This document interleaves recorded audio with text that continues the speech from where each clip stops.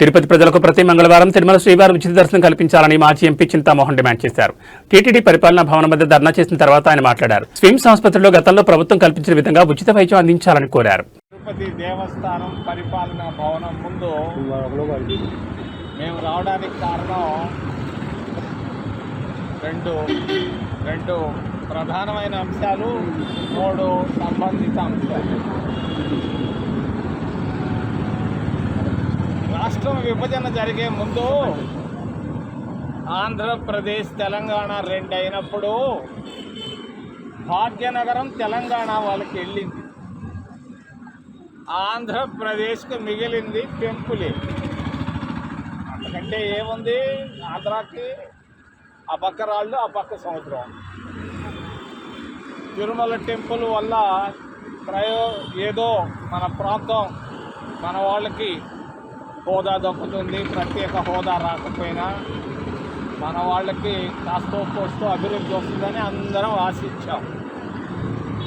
మరి ఈరోజు ఉన్నటువంటి పరిస్థితి, మేము కాంగ్రెస్ పార్టీ అధికారంలో ఉన్నప్పుడు మంగళవారం దర్శనం ప్రత్యేకంగా స్థానికులకు ఇచ్చాం. దాన్ని ఆపేశారు జగన్ను, చంద్రబాబు ఇద్దరు. దీన్ని మేము ఖండిస్తున్నాం. వెంటనే ప్రతి మంగళవారం ప్రత్యేకంగా ప్రవేశ దర్శనం తిరుపతి వాసులకు ఇవ్వాలి, ఇచ్చి తీరాలి. రెండవది, స్విమ్స్ హాస్పిటల్లో కాంగ్రెస్ పార్టీ అధికారంలో ఉన్నప్పుడు ఉచితంగా ట్రీట్మెంట్ ఇచ్చాం పేదవాళ్లకు. ఈరోజు ఆ ట్రీట్మెంట్ ఆపేశారు. జగన్ ప్రభుత్వం వచ్చిన తర్వాత, చంద్రబాబు ప్రభుత్వాలు వచ్చిన తర్వాత దీన్ని మేము ఖండిస్తున్నాం. వెంటనే నిరుపేదలకు స్విమ్స్లో ఉచిత ట్రీట్మెంట్ ఇవ్వాలి. పక్కనే రూయా హాస్పిటల్ ఉంది. రూయా హాస్పిటల్కి ప్రభుత్వం డబ్బులు ఇవ్వలేదు, వాళ్ళ దగ్గర డబ్బు లేదు. మేము అడుగుతున్నాం తిరుపతి దేవస్థానాన్ని, మీ దగ్గర అలిపిరి దగ్గర ఉన్న బిల్డింగులు మాకు ఖచ్చితంగా ఇవ్వాలి, ఇచ్చి తీరాలి. రాబోయే కోర్టులో మీరు పెట్టాలి. మేము తీసుకుంటున్నాం, మీరు ఇస్తున్నారు. మరి చంద్రబాబు పరిపాలనకు ఒక ఉదాహరణ ఇస్తున్నా. కూటమి ప్రభుత్వం ఎలా పనిచేస్తుందనే దానికి నిన్ననే నేను తిరుమలకి వెళితే కాకుల దిబ్బ అని ఒకటి ఉంది. మీరు ఎవరు చూసి ఉండరు, మీరు నెమళ్ళ దిబ్బలు చూసి ఉంటారు. కాకుల దిబ్బ అని ఒకటి ఉంది. ఎక్కడ? తిరుమల తిరుపతి దేవస్థానానికి ఒక రాయి సిరేసేంత దూరంలో.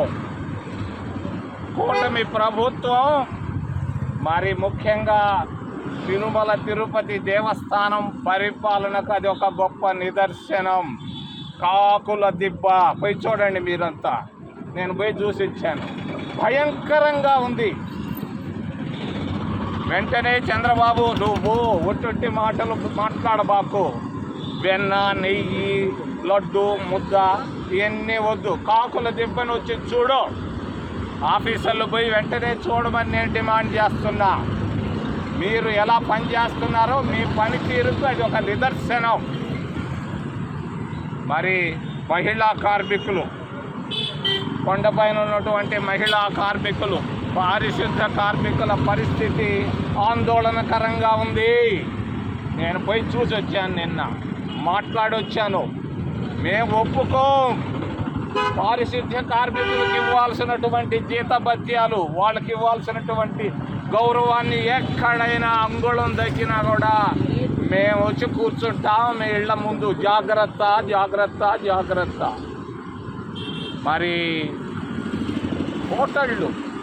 హోటళ్ళు ఇక్కడ చదువుకున్న పిల్లకాయలు పిహెచ్డీలు పాస్ అయ్యి సిగ్గి తోలుకుంటున్నారు. మరి ఎందుకయ్యా 10 హోటళ్ళు మీరు ఇచ్చారు? నేను పోయి చూసి వచ్చాను. ఎవరికి ఇచ్చారు మీ 10 హోటళ్ళు? పెద్ద హోటళ్ళు ఎవరికి ఇచ్చారు? గుజరాత్ వాడికి ఇవ్వాలనా? ఏమి సిగ్గు చరం లేదా మీకు? ఇచ్చేవాళ్ళకి డబ్బు కావాలి, ఏదో డబ్బు కొరకిస్తారా? గుజరాత్ వాడికి, మహారాష్ట్ర వాడికి ఎందుకు ఇచ్చారు? తిరుపతిలో బీమాస్ లాంటివి ఉన్నాయి, వాళ్ళకి ఇవ్వండి. నేను డిమాండ్ చేస్తున్నా, తిరుమల తిరుపతి దేవస్థానం బోర్డుని వెంటనే వెనక్కి తీసుకోండి. స్థానికులకు హోటళ్ళు ఇవ్వాలి. వీళ్ళు బతుకుతారా బాగా? ఏమైందా మీకు? ఏం పిచ్చి పట్టిందా? అడిగేవాళ్ళు లేరడే. ఏం బోర్డా మీది? బోర్డులో కనీసం ఒక్క మంచివాడన్నా మంచి మాట మాట్లాడుతున్నాడా? ఎందుకు ఇచ్చారు హోటళ్ళు? 10 హోటళ్ళు ఎవరికి ఇచ్చారు? ఎంత తీసుకున్నారు? ఇది అవినీతి. చివరిలో ఎస్సీ ఎస్టీలు నేను చెప్పక తప్పదు. 2000 మంది ఉన్నారు ఎస్సీలు ఎస్టీలు తిరుమల తిరుపతి దేవస్థానంలో పనిచేస్తున్నటువంటి ఎస్సీ ఎస్టీలు. మరి ఈవో ఆఫీస్ ఉంది. ఈవో ఆఫీసులో దాదాపు 30 మంది ఉన్నారు. క్యాంప్ ఆఫీసు నుంచి ఈ ఆఫీసు పైన ఆఫీసుల్లో ఈ 30 మందిలో ఒక్క ఎస్సీ కానీ ఎస్టీ కానీ ఉన్నాడా? ఓ కార్యనిర్వహణ అధికారులారా, అనిల్ సింగయ్య, ఇంకో శ్యామయ్య, ఓంకయ్య, అయ్య, పొయ్యలు ఉన్నారు. ఒక్క ఎస్సీ ఎస్టీ అన్నా మీ పేషీల్లో ఉన్నారా? ఏందా మీరు చేసేది? ఏం చేస్తున్నారు? పైన అడిషనల్ ఈఓ ఆఫీసులో కూడా 30 మంది పనిచేస్తున్నారు. ఒక్క ఎస్సీ ఎస్టీ అని ఉన్నారా? ఏమి ఈ దారుణం, ఈ దౌర్భాగ్యం! భారతదేశంలో 25% ఉన్న వాళ్ళకి మీరు ఇస్తున్న గౌరవం ఇదే? జాగ్రత్త, ఆలోచించండి. మేము వదిలిపెట్టాం మిమ్మల్ని. మేము అడిగే వాటికి మీరు సమాధానాలు వెంటనే నెక్స్ట్ బోర్డులో రిప్లైలు రావాలి. హోటల్లో జరిగినటువంటి అవినీతి, టెండర్ మరి ట్రాన్స్పరెంట్ యాక్ట్ అని ఒకటి ఉంది. టెండర్ ట్రాన్స్పరెంట్ యాక్ట్ పనిచేస్తుందా ఇక్కడ? ఎలా ఇచ్చారు 5గురికి? పెద్ద హోటళ్ళు ఎంతున్నాయా ధరలు? ఎవరు కట్టాలి? ఇదా మీరు చేసే పనులు? 5 జనతా హోటళ్ళు ఎవరికి ఇచ్చారు మీరు? జవాబులు చెప్పి తీరాలని నేను డిమాండ్ చేస్తూ, ఏదైనా ప్రశ్నలు ఉంటే అడగమని మిమ్మల్ని చేతులెత్తి ప్రార్థిస్తున్నాం.